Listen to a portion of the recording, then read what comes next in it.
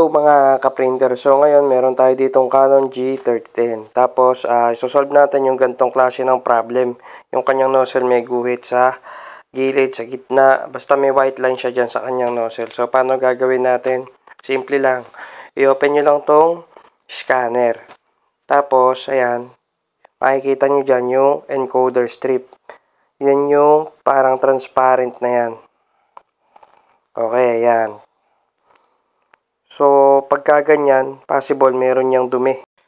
Kung mapapansin nyo mga ka-printer, ayan, meron siyang grease dun sa kanyang encoder strip. So, yan yung dahilan kung bakit minsan nagdo-double image, blurred yung printout. O kaya yung nozzle niya, makita nyo, katulad nga ng pinakita ko kanina, may mga lines. So, ayan, pinunasan ko lang nung daliri ko. Pero kayo, mas maganda gumamit kayo ng tissue para safe yung strip. Siyempre, matagal ko na itong ginagawa kaya kabisado ko na kung paano yung tamang hagod kahit yung daliri ko lang yung ginagamit ko. Isang paalala lang rin mga ka-printer, no? Wag nyong gagamitan to ng alcohol. Tapos wag nyo ring didiinan yung paghaplos kasi possible mabura yung mga guhit-guhit dyan, yung pinaka-data niya. So mag-e-error yun kapag ganun yung nangyari. Dito nga mga ka-printer ay nag-print tayo ng nozzle check pattern niya. So para makita natin kung talagang naayos ba dun sa paghaplos ko nung kanyang strip. So makikita natin dyan yung resulta. So ayan, kung makikita nyo, napakalayo ng diferensya kumpara dun sa naunang nozzle, diba? So ayan yung nozzle niya, yung kanina nakita nyo guhit-guhit, yung white na patlang-patlang.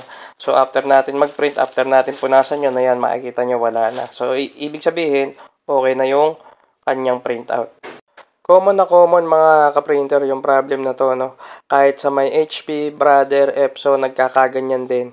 So pagka blurred yung printout, no, nagdo-double image, nagdo-doble-doble yung text. So yun lang din yung problema nun. So same na process lang yung gagawin nyo at ma-okay nyo yun. So ito mga ka-printer, kung nabiting kayo, ayan, papakita sa inyo, same din. Dito nga lang medyo maliit yung kanyang problem. So ayan, G3010 din, pero magkaiba yung printout niyan kasi magkaiba yan na unit. So ayan, papakita ko lang din sa inyo na halos ganun din yan. Na ganun talaga yung nangyayari at yun lang talaga yung problem niyan. So ayan mga printer, kung matatanaw nyo yung tinuturo ko, kita nyo naman na basa. So yan yung grease na nanggagaling dyan sa carriage. So minsan talaga hindi may iwasan na nalalagyan yung mga printer ng ganyan. So paano gagawin natin? Ganun lang din, kamukha nung ginawa ko kanina, pupunasan ko lang din yan. At tulad nga nung sabi ko, kung kayo meron tissue, mas maganda na gamitan nyo ng tissue. At paalala lang uli, wag nyo gagamitan ng alcohol. Masama yan, mabubura talaga yan, promise. O yun, no? Nakita nyo, hinagod ko lang ng konti. Tapos syempre, itetest natin para ma-prove uli sa inyo na okay na yan. Pagkayaring punasan. Ayan, no? Make sure nyo lang talaga na napunasan nyo ng mabuti yung strip at wala ng grease na naiwan. So ayan mga printer, magma-manual nozzle check muna tayo para makita natin yung resulta. So ayun, ganun lang ang manual nozzle check, no? Pipindutin nyo lang yung maintenance button na yun. Tapos yung, ayan, yung copy button, yung black or yung colored, kayo bahala kung ano gusto nyo.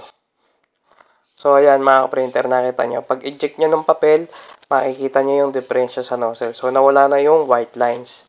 Okay, ayun, oh, kitang-kita nyo, malinis na siya. Makikita nyo yung pinagkaiba. Ayan, oh, napakasimple lang gawin, di ba?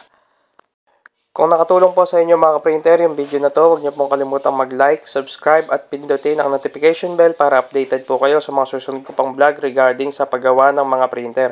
Maraming salamat po. God bless. Happy printing!